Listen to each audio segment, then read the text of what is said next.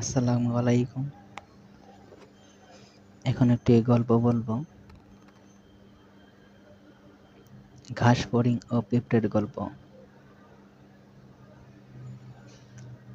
একদা একটি ঘাস ফড়িং সারাদিন মনের আনন্দে ঘুরে বেড়াতো, আর সে তার গিটার বাজাতো, গান গাইতো।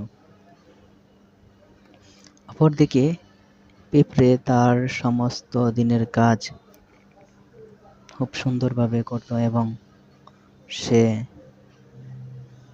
পরবর্তী সময়ের জন্য খাবার সংগ্রহ করে রাখত।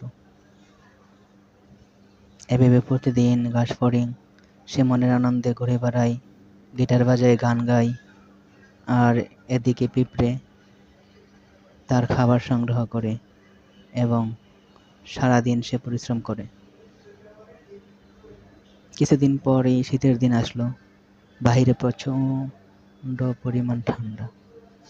তখন কোনো প্রাণী তার বাসা থেকে বের হতে পারতেছে না, এমনকি ঘাস ফড়িংও না।